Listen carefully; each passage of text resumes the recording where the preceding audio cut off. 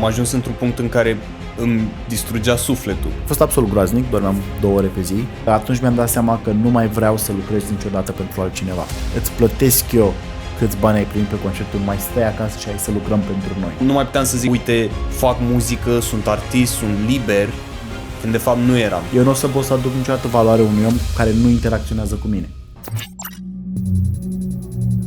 Salutare și bine ai venit pe Fine Branding. Salut, eu sunt Andrei. Iar eu sunt David. Și cu Fine Branding ne dorim să facem oamenii să înțeleagă de ce e super important, mai ales în 2023 și în lumea în care trăim acum, să ai o prezență online. Și să fii creator de conținut. Da, și să fii creator de conținut, indiferent de ce faci. Adică chiar dacă citești cărți și îți place să arăți asta online, e foarte important să creezi conținut cu chestia asta, pentru că așa poți să aduci valoare oamenilor, poți să ajuți alți oameni care sunt ca tine, care vor același lucru și este foarte important să fii prezent în online, pentru că realitatea e că chiar dacă vrem să ne comparăm sau nu cu oamenii, suntem într-o competiție cumva, nu? Da, fiecare suntem într-o competiție cu oamenii și dacă mi-aduc aminte de un citat, de fapt nu era un citat, era o vorbă, dacă nu ești în online nu existi.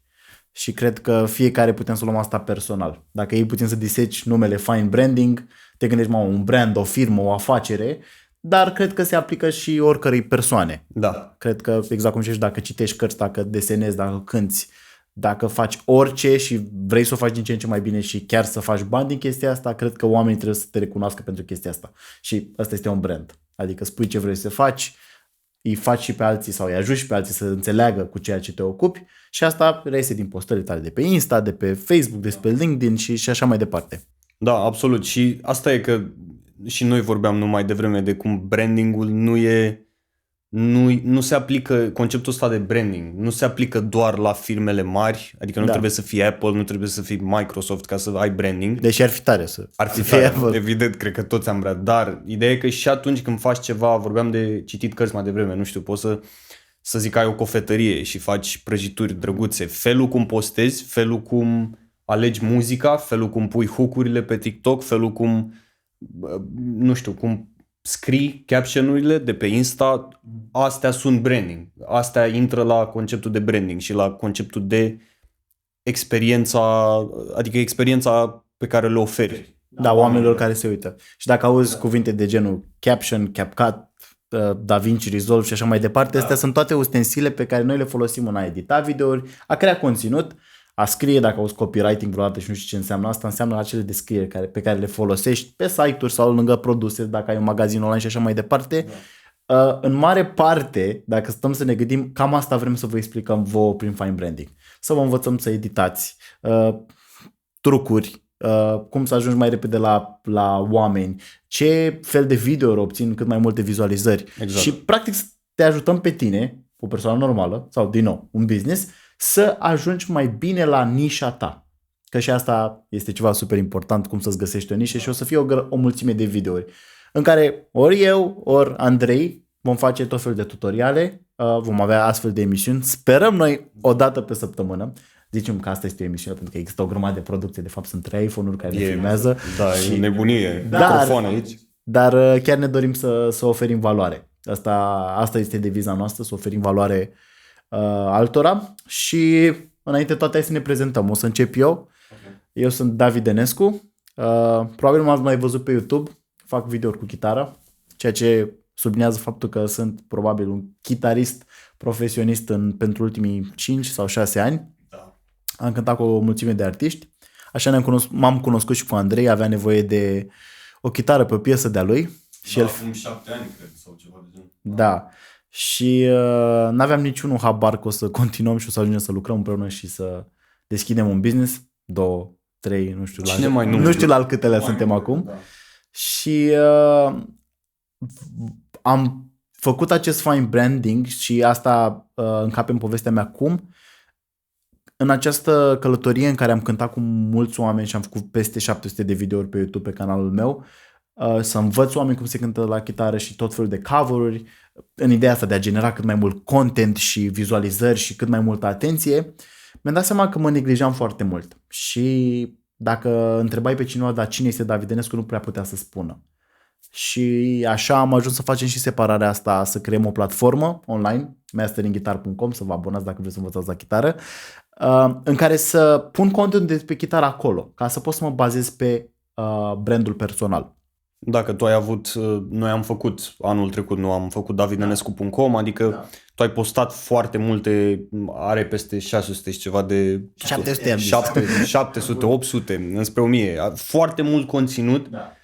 Și am zis, ok, hai să transformăm asta, hai să o ducem la nivelul următor, la fel ce vorbeam de branding și am făcut davidenescu.com, dar după fix cum zicea, a venit momentul ăsta în care a zis, bă, trebuie un pic să mă separ, nu, și să o duc mai Pentru departe. că e foarte greu, dacă nu știi exact încotro te duci cu ceva, să fii consistent.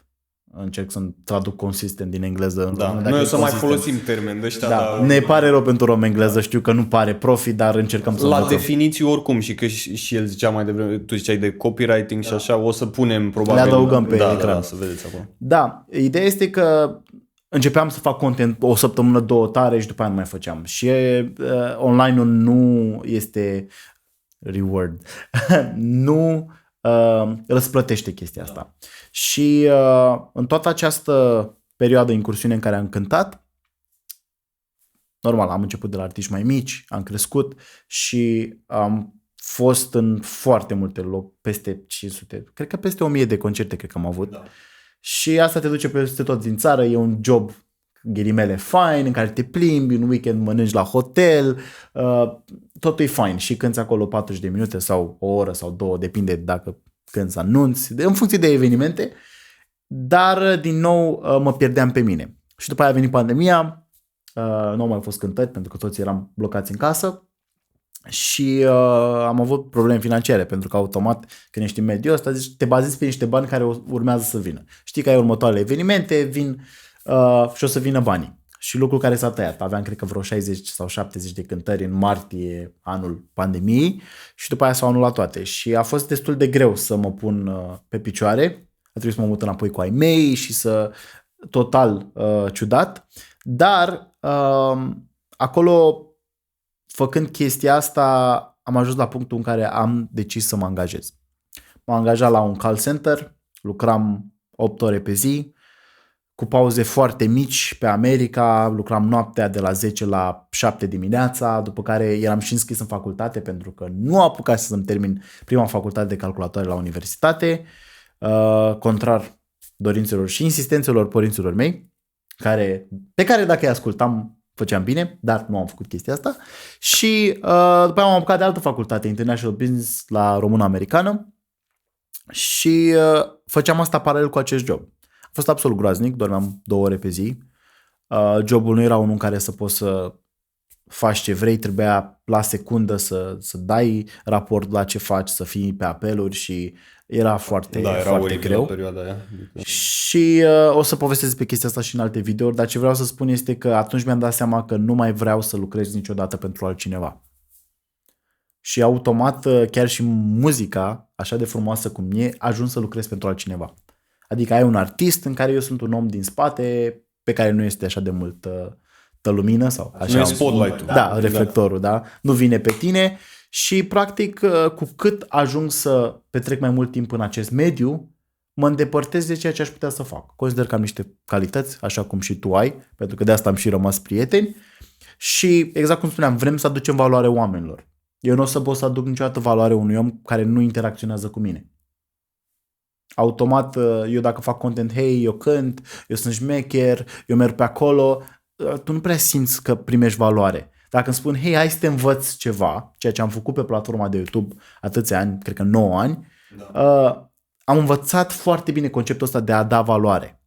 Și am primit mii de mesaje în care am primit mulțumesc, datorită ție m-am apucat să învăț, m-ai scos din perioade grele și așa mai departe. Și de fiecare dată când ajungeam și ziceam, da, asta trebuie să fac mai multe videouri, intra monotonia, intra lipsa chefului, probleme de familie și niciodată nu rămâneam consistent. Lucru pe care vrem să îl reparăm, mai ales prin fine branding. Da. Și astea au fost niște chestii care m-au marcat și de asta ne-am și adunat, pentru că mi-aduc aminte că eram la tine și vorbeam despre ce putem să facem și avem vorba asta. Băi, îți plătesc eu câți bani ai primit pe concertul, mai stai acasă și hai să lucrăm pentru noi. Și așa am ajuns la Fine Branding. Anul trecut pe vremea asta voiam să facem o agenție pentru artiști, să-i ajutăm să se dezvolte, să le facem poze, cum să-și lanseze muzica și așa mai departe și după aia ne-am dat seama foarte bine că trăim într-o lume și într-o industrie care e destul de dificil să faci chestia asta cu succes. Nu e imposibil, dar este foarte greu și implică foarte multe chestii despre care să vorbim. Scandal, știri false și tot felul de chestii care generează hype și care ajung să fie trending. Sunt tot felul de șmecherii pe care o să le împărtășim cu voi, dar da, reprezintă și parte din frustrările noastre. Da. Și aici cred că poți să povestești despre tine ca să vedem unde se implică și ce ai investit și ce ai pierdut și așa mai departe. Da, e la fel cum ziceam, a fost o întreagă călătorie pentru amândoi și cumva și împreună, dar și separat pentru fiecare. Eu așa ca background, eu am, cred că din a 7-a sau a 8-a m-am apucat să scriu versuri, ideea e că mereu am avut chestia asta de a crea. Cumva, știi? Și știi că ziceam de chestia asta că în a 3-a sau a 4-a făceam enciclopedia, Okay. nu știu dacă enciclopedia școlii, dar enciclopedia clasei, după făceam tatuaje, desenam. Okay. Ideea e că știi conceptul ăla cu când ești mic, ți se dă o tavă cu mai multe chestii pe care le alegi și eu am ales pixul. Poate mulți ziceți că trebuia să alegi banii, știi? Dar eu am ales pixul, că mi s-a părut probabil interesant, nu știu. Și ideea e că mereu am încercat să creez și am descoperit asta cu muzica și de atunci, din a 8-a, am zis, bă, eu asta trebuie să fac. Okay. Și a fost o călătorie, evident, să învăț o tonă de chestii, adică familia mea, nimeni din familia mea nu cântă, a trebuit să învăț de la zero cumva tot. Și a fost foarte, foarte greu, dar și foarte satisfăcător, pe alocuri, pentru că făceam ce simțeam că trebuie să fac. Dar, evident, ajungi într-un punct în care îți trebuie și bani, pentru că este lumea reală până la urmă, adică una e să faci muzică în a noua, când te susțin părinții, dar alta e când crești. Și am ajuns în facultate m-am apucat voiam să fac bani. Eram, băi, nu mai suport facultatea, noi oricum amândoi ne-am lăsat de facultate, eu am făcut 2 ani de poli, m-am lăsat, 2 college dropouts și am ajuns în facultate și eram, băi, trebuie să fac bani. Și am descoperit freelancing, un prieten de-al meu făcuse freelancing pe Upwork, o platformă, și mi-a zis, băi, uite, poți să faci bani cu asta. Și eu eram, mamă, pe bune, ok. Și m-am apucat am zis, hai să învăț și eu. Nu știam absolut nimic și mi-am ales graphic design. Okay. De ce? Pentru că mereu am avut, și când eram mic, dacă mi-arătai avem un palton pe noi fiecare, dacă puneai 2 haine de genul în fața mea, eu puteam să zic instant care e cea mai scumpă doar bazat pe look. Adică mereu am avut ochiul, știi? Și am început asta, nu știam, vreau să vă spun că probabil sunt unii care sunt mult mai smart când încep chestia asta, eu nu știam absolut nimic despre graphic design. Primul meu logo a fost pe $7, adică a fost, pe PayPal mi-au intrat 5 după taxe, adică a fost groaznic. Da. Și ideea e că am învățat, am început să fac bani cu asta, dar nu destul cât să mă susțin ca lumea. Și în 2019 am avut o lansare de album la care evident a fost și David și după am ajuns într-un punct în care nu mai mă lăsasem de facultate, nu mai puteam, nu mai suportam, aveam nevoie de o schimbare, așa că am plecat în Anglia. Și aici pentru noi a fost o perioadă foarte dubioasă, că noi vorbeam foarte mult și nu când am plecat, el a crezut că efectiv ai crezut atunci că ți-am dat ghost sau ceva. Da, exact. Dar a fost pentru că pur și simplu nu mai mi s-a dărâmat lumea, așa, s-a schimbat foarte mult și a devenit tot un haos. Am plecat acolo și am lucrat în depozit. El vorbea de call center, fiecare cumva am avut închisoarea lui. El a avut call center-ul, eu am avut un depozit, am lucrat la Amazon. O să mai vorbesc pe canalul meu personal oricum despre toate experiențele astea, dar în fine, am lucrat acolo și după am plecat de acolo și am zis, băi, vreau să mă angajez pe grafică, m-am angajat pe grafică și... Deci ăsta a fost un risc mare pentru tine. A fost un risc, da. Că nu știai dacă o să meargă. Dar totul era în ideea că, uite, eu sunt artist, că aici voiam să ajung, eu sunt artist, dar îmi trebuie, cum ziceam, dacă crezi că poți să faci muzică sau orice business vreți să faceți, fără să investești, Nu există. Adică Câți bani ai investit în cariera ta muzicală? Piese, artwork-uri, beat-uri, tot. Fă-mi aproximează. cred că să zic ca o perioadă de 3 ani, Da, ok. cred că peste 10.000 de euro lejer. 10.000 de euro din banii pe care îi făceai tu 10.000 din de euro, freelancing, da. din toate Și chestiile. sunt artiști și cunoaștem artiști care nu au banii ăia semnați și e foarte greu. Adică e foarte greu. Dacă nu ești un artist foarte mare, este foarte greu. Iar eu am fost artist independent. Adică Și cum îți impactează lipsa banilor procesul de creație? Păi asta e, că am ajuns într-un punct în care îmi distrugea sufletul. Că eu eram acolo, ok, vreau să fac... Eu mereu am fost creativ și mereu am vrut și am avut principiile mele și am zis, ok, vreau să fac stilul ăsta de, știi foarte bine, aveam stilul ăla, na. Și am zis, bă, vreau să fac asta, dar după știi că, bă, stai, nu am bani. Știi, nu am bani să-mi duc viziunea la capăt. Și este foarte, foarte frustrant. Deci impactul a fost super negativ pentru că am ajuns într-un punct în care nu mă mai puteam să mă mint, știi? Okay. Nu mai puteam să zic, bă, uite, fac muzică, sunt artist, sunt liber, când de fapt nu eram. Tu te mai identificai cu asta. Când de fapt tot timpul era o fugă despre bani, pentru că ăsta e adevărul. Adică investeam mii de euro, am investit 2.000-3.000 de euro într-un clip și bani, adică a trebuit să trag foarte mult, evident, pentru banii ăia.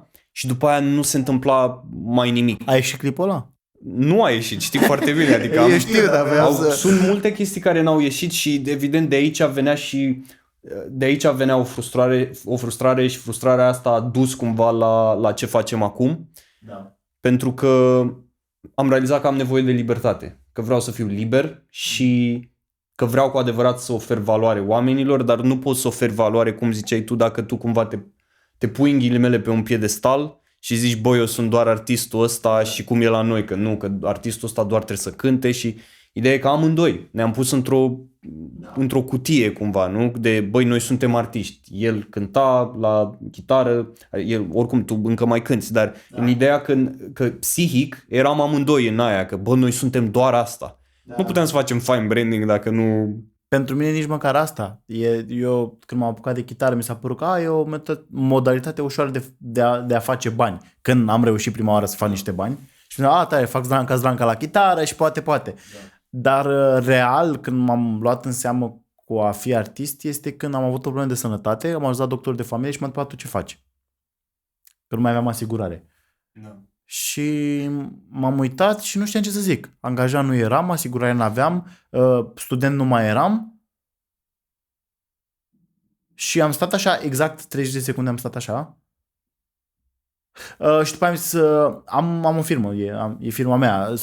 Adică nu știam ce să zic pentru că nu mă identificați niciodată cu a fi artist. Pentru că am firma mea pe care facturez, pe care ofer serviciile pe care eu le fac muzicale și nu numai. Și atunci, dar când m-a întrebat omul ăla, eu n-am știut ce să spun. Și asta ties in. Se leagă cu faptul că nu aveam un brand. Brand sau o identitate, ca să zic așa, pentru că identitate parcă sună mai bine în rom. Cu ce te identifici? Și eu nu credeam că sunt artist. Eu credeam că sunt un om normal. Și am crescut cu conceptul acesta de a oferi valoare și a iubi pe alții și a-i complimenta, că și asta e foarte important, să complimentezi oamenii de lângă tine, ceea ce în România mai ales nu prea este cultura asta, toată lumea este pe hate. Nu? Sau dar e falsă. Da, e falsă ca să obțină ceva și eu am crescut cu chestia asta în mod natural. Mama și tata tot timpul m-au complimentat și m-au ajutat să trec peste perioade grele, adică uite, port ochelari și ai mei pe acasă printre a patra făceau aragaz cu 4 ochi. De ce făceau chestia asta? Ca să mă obișnuiască când ies în lume să nu fiu impactat de aceste traume și acest bullying, ca să zic așa, și de diversitatea pe care avea să o aibă lumea când eu ieșeam acolo. Pentru că automat dragostea părinților în anumite contexte te protejează și mergi și ieși și după aia îți dai seama că viața nu e chiar așa. Și asta am aflat-o și în contextul ăsta muzical. Nu toată lumea o să te aprecieze pentru ceea ce faci. Gusturile sunt diferite, oamenii sunt la nivel diferit față de tine. Dacă tu ai un proiect mai bun, ei o să înceapă să vorbească de tine ori ca să te scadă, ori ca să-ți obțină ei locul. Și exact cum ziceai tu, suntem într-o competiție cu ceilalți. Oricât am crede că vrem să ne ajutăm, toată lumea vrea ceva în schimb. Absolut toată lumea vrea ceva în schimb. Dar o să fac o excepție la regulă, că faptul prietenia asta noastră ne-a ajutat să ne bucurăm ca pentru noi în momentul în care celălalt câștiga. Și de asemenea să ne întristăm în momentul în care celălalt nu o ducea bine. Și cred că chiar asta ne-a motivat, pentru că tu erai ofticat, să zic așa, că eram atât de mult plecat și nu puteam să lucrăm la proiectele noastre. Și eu eram ofticat la fel, că tu ai un job care îți ia capacitatea de a da artă, de a crea artă. Și așa am ajuns aici, de fapt. Și astea se leagă cu ceea ce vrem să facem în continuare pe Fine Branding. Exact cum spuneam și să subliniez, vrem să oferim valoare oamenilor, vrem să vă învățăm să faceți conținut de calitate și o să vedeți că calitatea, și asta este un lucru la care poți să lași. Nu trebuie să filmezi 4K, 60 de frame-uri, să fie super tare. Dacă tu ai un conținut bun, poți să te filmezi cu orice telefon, în orice lumină și să zici ceea ce vrei să spui, pentru că asta este mai important. Dacă omul nu ajunge să te cunoască și nu ajunge la tine, pot să spun din experiența mea, cele mai proaste TikTok-uri din punct de vedere al filmării și chiar al conținutului au făcut sute de mii la mine. Și la care stăteam și editam ore întregi să pun titlul și imagini și audio bombă tras și editat, nu făceam mai nimic. Pentru că în momentul de față nu este o regulă în care să ajungi viral, dar sunt pași mici, pentru că scopul nu este să ajungi viral. Și scopul este să ajungi la 100 de oameni care vor să te urmeze, care sunt interesați de ceea ce tu faci, ca, nu știu la care cameră să mă uit, să ajungi la oamenii care să te aprecieze pentru ceea ce tu oferi. Pentru că degeaba am 1000 de like-uri la o postare dacă 300 sunt interesați doar că e cool să dai like persoanei respective, alții e un subiect bun de discuție, așa cum ne uităm și la seriale și cum consumăm tot felul de content, este că e cool să faci asta. Da. Dar puțini oameni știu că ție de fapt îți place muzica japoneză și tu chiar studiezi japoneză în timpul tău liber și așa mai departe. Și despre asta vreau să vorbim foarte mult pe acest canal. Da, ai zis foarte bine. Ideea e că noi acum trăim, în era în care trăim, economia în care trăim e o economie a atenției. Da. Deci orice ai face, că ne întoarcem la misiunea noastră, orice ai face, fie că ești artist, bucătar, zugrav sau un businessman sau un brand, orice ai face trebuie să găsești o modalitate de a capta atenția, de a aduce valoare oamenilor, adică nu e doar despre, hei, uite, am scris o carte, cumpărăm cartea, adică cumpărăm asta, pentru că oamenii văd.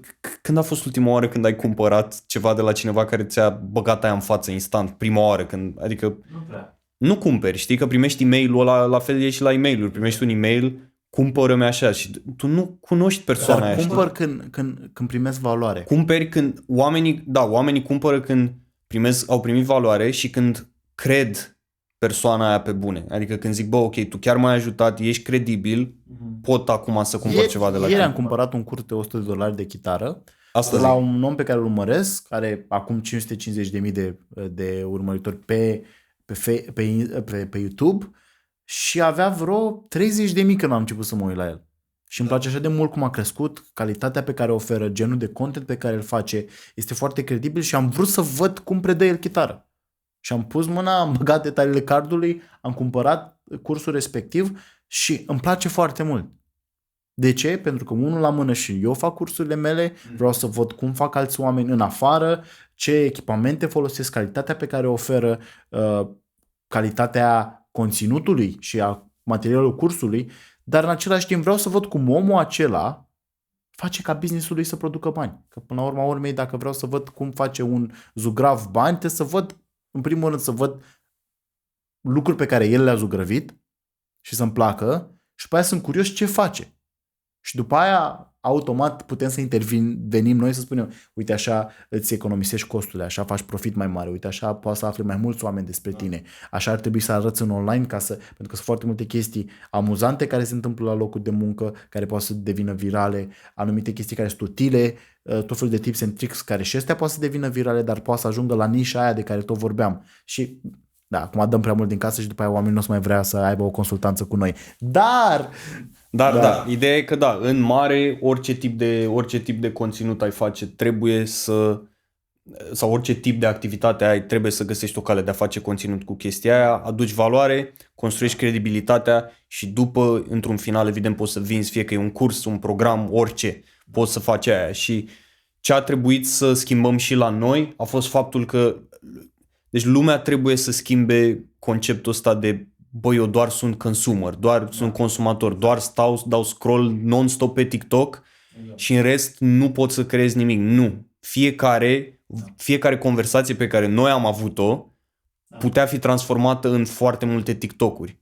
Puteam să înregistrăm ca acum, nu? Că noi ne ofticam de foarte multe ori vorbeam și eram, trebuia să fie cineva să ne înregistreze, pentru că absolut orice faci, orice vorbești, poate fi conținut. Trebuie doar să găsești o modalitate de a face chestia asta și să scapi cumva de frica asta. Cred că și noi acum suntem într-un proces de învățare la modul cum devenim mai confortabil cu asta, pentru că asta te separă de competiție. Pentru că sunt foarte multe branduri, sunt foarte mulți oameni care avem meeting-uri cu potențial clienți care zic bă, nu pot să fac asta că îmi trebuie aparatură de 10.000 de euro și nu e așa. Da, ai un iPhone, ai un telefon, ai ceva, e despre asta dacă ai ceva de zis. Noi dacă mereu ai zicem ceva asta. de zis, noi te putem ajuta să o spui în cel mai plăcut mod. Că până la urmă chiar asta facem. Da. Dacă intrați pe site-ul nostru pe finebranding.com sau ro.finebranding.com o să vedeți că povestea ta, branding-ul nostru. Fiecare dintre noi suntem unici și credem în lucrul ăsta și modul prin care noi vrem să dăm valoare, la fel prin gândirea pe care o avem asta, care nu este una pasivă, ci în care luăm acțiune, un lucru pe care îl vedeam ieri într-un podcast. Business-urile care vor câștiga sunt alea care se duc după clienți. Nu să aștepți să te descopere cineva, trebuie să pui mâna să sui pe telefon pentru că oamenii poate au nevoi, dar nu știu de ele. Și tu trebuie să îi ajuți să ajungă acolo și la fel să le oferi serviciu. Și o altă chestie importantă care se leagă cu facerea de conținut este că suntem foarte aroganți și mândri. Eu de asta nu făceam content, pentru că la un moment dat, pe măsură ce am crescut, pe plan muzical, mi-era rușine să fac 4 acorduri la chitară pentru începători. Dar de fapt, majoritatea oamenilor care consumau conținutul meu erau începători. Oameni care erau la început. Nu profesioniștii stăteau să se uite pentru că aveau același skill. Aveau aceeași nivel, dacă nu chiar mai mare și puteau să facă aceeași chestie fără să mai uite la videourile mele. Și eu eram mândru și arogant, mi-era rușine, am ajuns să fie rușine. Și asta este o altă chestie pe care o să facem alte videouri, dar ne este rușine să ne vadă alți oameni cu lucrurile pe care le facem, pentru că ne gândim cum o să ne conceapă ei. Nu vrem să ne asociem. Exact. Și vorba despre prietenii noștri, și asta este un sfat pe care îl dădeam și vorbeam cu cineva, avea un band și am zis și câte scaune sau câte bilete vindeți la venue respectiv. Păi, și fac eu, poți să vinzi 200 de bilete? Da, pot.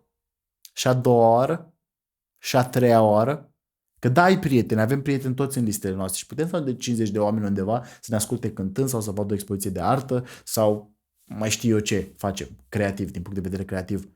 Dar poate să vină și a doua oară și să plătească biletul, nu să vină pe invitație pentru că suntem noi artiști și mentalitatea asta este la noi. Mă bași și pe mine, frățioare, ca să intru...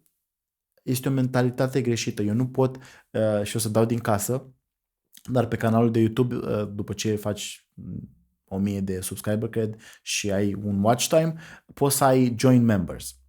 Iar Andrei este, cred că de un an, în care plătește o subscripție să mă susțină pe mine. Mare parte din bani o ia YouTube-ul, cred că sunt 3 lei care îmi vin pe lună sau ceva de genul. Dar e vorba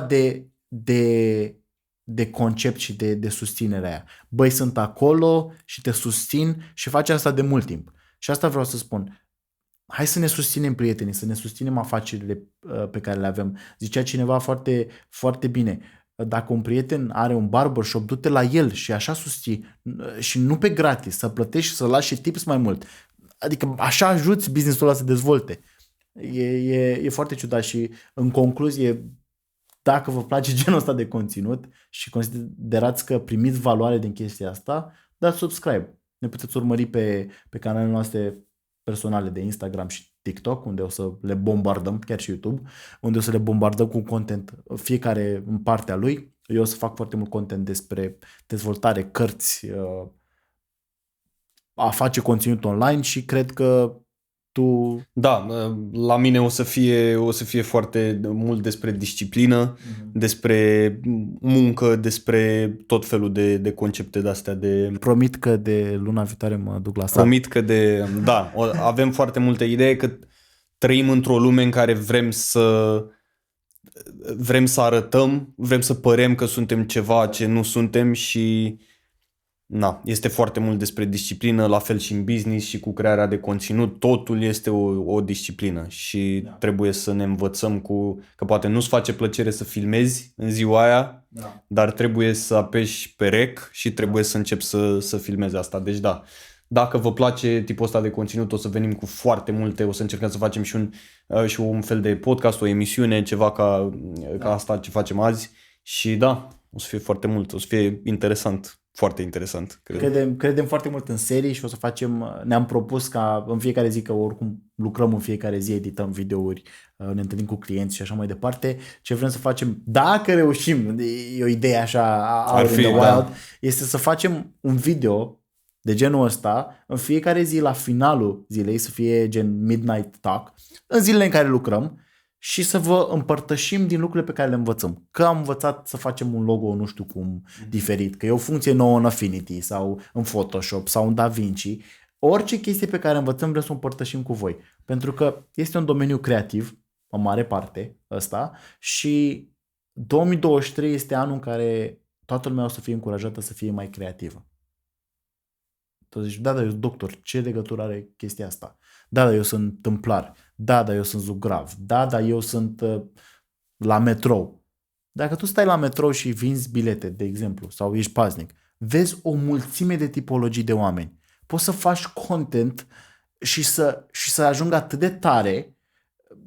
Asta e doar o idee. Nu vreau să vă mai dau idei. Nu vreau să vă mai dau idei, pentru că, pur și simplu, dacă aș fi paznic la metrou și aș avea un telefon, aș face foarte. Asta e că noi acum când avem întâlnirile cu clienți, problema la noi e că trebuie să dozăm cât dăm, pentru că sunt prea multe idei. Asta e că lumea zice, n-am idei. Nu, dacă stai să te gândești și ieși din zona aia de confort și zici, mamă, nu, eu doar... Adică nu te mai limitezi. Dacă nu te mai limitezi, sunt idei infinite. Și un lucru pe care noi l-am făcut, am zis, hai să ne oprim la 2 idei. Avem această platformă de chitară, masteringguitar.com, avem finebranding.com, după cum spuneam, sau ro.finebranding, și am zis, hai să ne oprim aici. Hai să facem content pentru platformele astea, să le dezvoltăm, să le aducem undeva, pentru că avem timp să ne gândim la o mulțime de alte idei de business în momentul în care lucrăm cu clienții noștri.